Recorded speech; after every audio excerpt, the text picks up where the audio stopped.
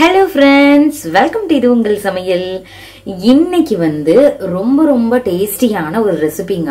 இது பிடிக்காதவங்க இருக்கவே முடியாது. அந்த அளவுக்கு ரொம்ப ஒரு டேஸ்டியான ரெசிபி. என்ன அப்படின்னு பார்த்தோம்னா தக்காளி பழத்தை யூஸ் பண்ணி இட்லி, தோசை, சப்பாத்தி, பூரி, சாதம்னு எல்லாத்துக்கூடையும் தொட்டு சாப்பிடலாம். கிட்ஸுக்கு நீங்க ஸ்கூலுக்கு கிளப்புறீங்க அப்படின்னா இது ஒண்ணு மட்டும் இருந்தா போதும். டக்குன்னு நீங்க சாதத்துக்கோ இல்ல தோசைக்கோ சாதம் மட்டும் செஞ்சுட்டு இதை அப்படியே பரட்டியோ கொடுத்துடலாம். அந்த அளவுக்கு ரொம்ப டேஸ்டியான தக்காளியை யூஸ் பண்ணி தொக்கு மாதிரியும் இல்லாம ஊறுகாய் மாதிரியும் இல்லாம சட்னியாவும் யூஸ் பண்ணிக்கலாம். எல்லா விதமும் ஆல் இன் ஒன் ரெசிபி தான் பார்க்க போறோம். சரி வாங்க டைம் வேஸ்ட் பண்ணாம வீடியோக்குள்ள போயிட்டு சட்டுன்னு பார்த்துடலாம். அடுப்புல ஒரு கடாய் வச்சுக்கோங்க.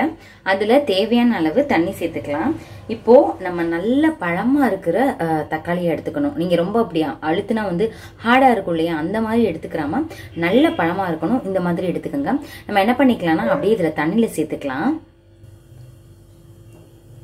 நான் இன்னைக்கு பாத்தீங்கன்னா ஒரு கிலோ அளவுக்கு நான் சேர்க்க போறேன். எல்லாமே எவ்வளவு பெருசு இருக்குன்னு பாத்தீங்களா, கை நிறைய இருக்கு பாருங்க. பெரிய பெரிய பழமா இருக்கு. இது எல்லாத்தையுமே நம்ம தண்ணியில சேர்க்க போறோம். உங்களுக்கு தேவையான அளவு நீங்க செஞ்சுக்கலாம். நம்ம நிறைய செஞ்சு வச்சிட்டோம்னு வச்சுக்கோங்களேன், இது கெட்டு போகவே போகாது. தண்ணி படாம மட்டும் நம்ம வச்சிட்டோம்னா இது கெட்டு போகாது. இது கூடவே என்ன செய்ய போறோம்னா காரத்துக்கு மிளகாய் வத்தல் இருக்கு இல்லையா, அது நம்ம சேர்த்துக்கிற போறோம். மிளகாய் தூள் சேர்க்கறத விட இந்த மாதிரி நம்ம அரைச்சு செய்யும் பொழுது டேஸ்டே சூப்பரா இருக்கும். இந்த மிளகாய் வத்தல் ஸ்பெஷலா பாத்தீங்கன்னா கலரும் கிடைக்கும், காரமும் அதிகமா இருக்கும். அதுக்காக நான் இதை எடுத்திருக்கிறேன். உங்களுக்கு எக்ஸ்ட்ராவா கலர் தேவைப்பட்டது அப்படின்னா காஷ்மீரி சில்லி விதல் இருக்கு இல்லையா, இந்த இதை எடுத்துக்கோங்க. இந்த இது கலர் கிடைக்கும், காரம் அவ்வளோக்கா இருக்காது. அதனால இதையும் சேர்த்துக்கிறேன். இது தண்ணியில அப்படியே இருக்கட்டும். தண்ணியிலேயே நல்லா அதை கொதிக்க விட போறோம். அப்படி செய்யும் பொழுது உங்களுக்கு மிக்சி ஜார்ல அரைக்கிறதுக்கு நல்லா வழுவழுன்னு கிடைக்கும். சரி, இது நல்லா கொதிக்கட்டும் ஒரு 10 நிமிஷத்துக்கு. மேல உள்ள ஸ்கின் எல்லாமே எடுத்துட்டு வரணும். 10 நிமிஷம் கழிச்சு பார்க்கலாம். 10 நிமிஷம் ஆயிருச்சு பாருங்களேன். மேல உள்ள தோல் எல்லாமே எடுத்துட்டு வருது. இது நல்லா ஆறட்டும். நம்ம அடுப்பை ஆஃப் பண்ணிடலாம். இதுல இருந்து அப்படியே தக்காளியையும் இதையும் எடுத்துடலாம். மிளகாய் வத்தலையும் பாத்தீங்கன்னா நல்லா வதங்கி இருக்கும், வெந்திருக்கும். பாருங்களேன், உங்களுக்கு அந்த கிறிஸ்பினஸே இல்லாம நல்லா வெந்துருச்சு. ஸோ இதோட போட்டு மிக்சி ஜார்ல அரைச்சோம்னா நல்லா வழுவழுன்னு அரைக்கும். இப்போ எடுத்துட்டு ஆறுனதுக்கு அப்புறம் மேல உள்ள ஸ்கின் எல்லாம் எடுத்துடலாம்.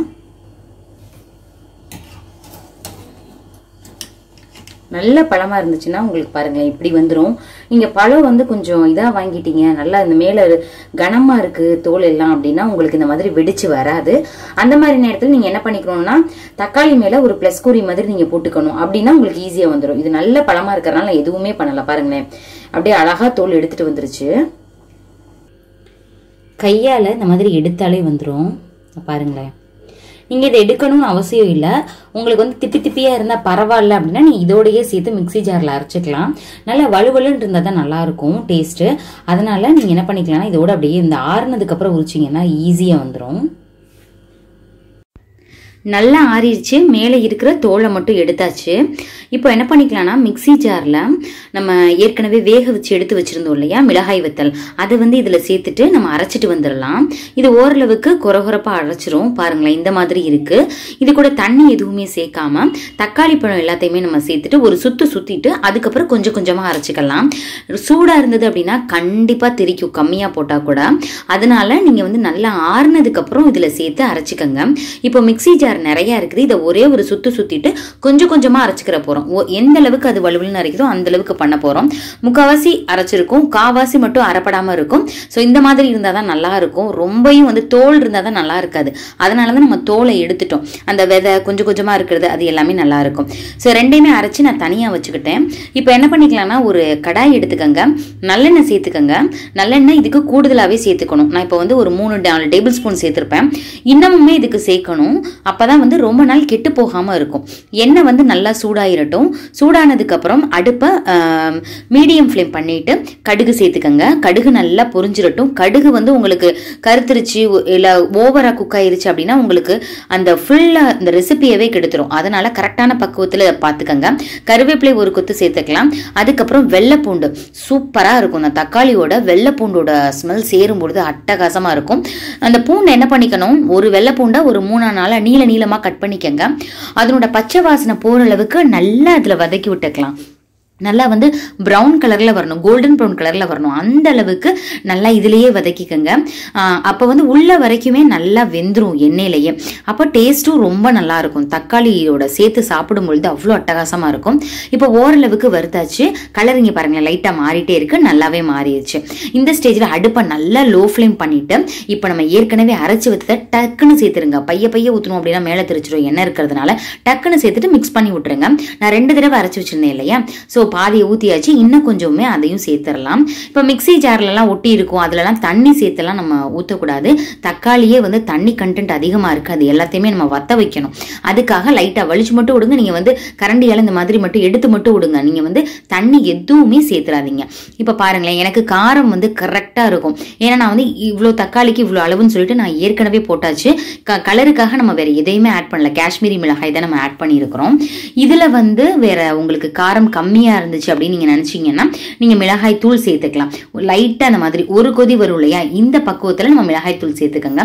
இதுல நல்ல வாசனைக்காகவும் டேஸ்டுக்காகவும் நம்ம என்ன சேர்க்க போறோம் அப்படின்னா மல்லித்தூள் இருக்கு இல்லையா, அது சேர்த்துக்கிற போறோம். நல்லா 1 டீஸ்பூன் அளவு சேர்த்துக்கணும். மல்லித்தூள் நீங்க கடையில எல்லாம் வாங்காம நீங்களாவே வந்து வெயில்ல காய வச்சு மிக்சி ஜார்ல அரைச்சு நீங்க எடுத்து வச்சுக்கிட்டீங்க அப்படின்னா ரொம்ப நல்லது.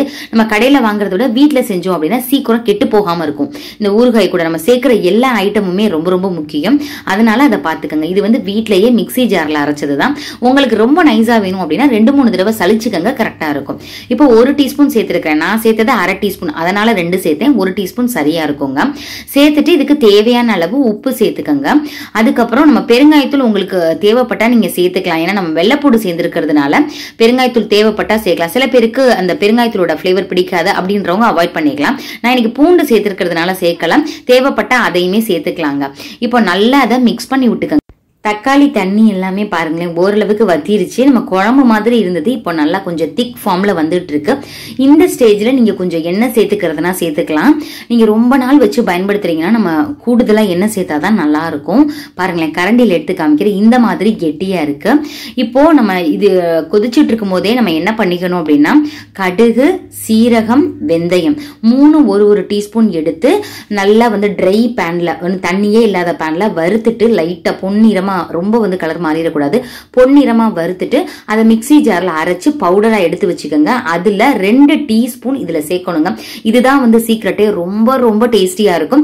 ஏற்கனவே நம்ம இதுக்கு முன்னாடி நம்ம சேனல்ல ரெகுலரா பார்த்திருந்தீங்கன்னா உங்களுக்கு தெரிஞ்சிருக்கும். இதுக்கு முன்னாடி வந்து ஒரு 4-5 வீடியோஸ்க்கு முன்னாடி இந்த பொடியை யூஸ் பண்ணி நம்ம வந்து வீடியோ போட்டிருந்திருக்கோம். அதே பொடிதான். இந்த பொடியை வேற எதுக்கெல்லாம் யூஸ் பண்ணலாம் அப்படின்னா நீங்க வந்து குழம்பு இருக்கு இல்லையா, புளி குழம்பு, அப்புறம் வந்து புளிச்சாறு, உப்புச்சாறுன்னு சொல்லிட்டு ரசம் மாதிரி செய்வோம் இல்லையா, அதுக்கும் போடலாம். சூப்பரா இருக்கும். இந்த பொடியை வந்து கைவசம் வச்சுக்கோங்க. பாருங்க நல்லா திக்காயிருச்சு. இன்னமுமே எண்ணெய் பிரிஞ்சு வரணும், கொஞ்ச நேரம் விட்டுறலாம். பாருங்களேன் எண்ணெய் எல்லாமே லைட்டா பிரிஞ்சு வந்துருச்சு. இதுதான் பக்குவம். பாக்குறதுக்கே சூப்பரா இருக்கு. வீடெல்லாம் கமகமகமன்னு சூப்பரான பிளேவர்ல வந்துட்டு இருக்குங்க. நீங்க வந்து இதை மட்டும் நீங்க செஞ்சு வச்சுட்டீங்கன்னு வச்சுக்கோங்களேன், கவலையே தேவையில்லை. கிட்ஸுக்கு ஸ்கூலுக்கு லேட் ஆயிடுச்சா, ஆஃபீஸ்க்கு லேட் ஆயிடுச்சா, சாதம் மட்டும் வச்சுட்டு இதை மட்டும் அப்படியே நீங்க சாதத்துல போட்டு பரட்டிட்டு கொஞ்சமா வந்து நெய் அதை ஒரு டீஸ்பூன் ஊத்திட்டு மிக்ஸ் பண்ணி கொடுத்துட்டீங்கன்னா அமோகமா இருக்கும், ரொம்ப டேஸ்டியா இருக்கும். அது மட்டும் இல்லாம சப்பாத்தி, தோசை, இட்லி எல்லாத்துக்கும் கூட நல்லா இருக்கும். ஒரு சாம்பார் சாதம் வச்சுட்டு இதை சைட் டிஷ்ஷாவும் வச்சு சாப்பிடலாம். எல்லாத்துக்குமே ரொம்ப யூஸ்ஃபுல்லா இருக்கும். ட்ரை பண்ணி பாருங்க மறக்காம.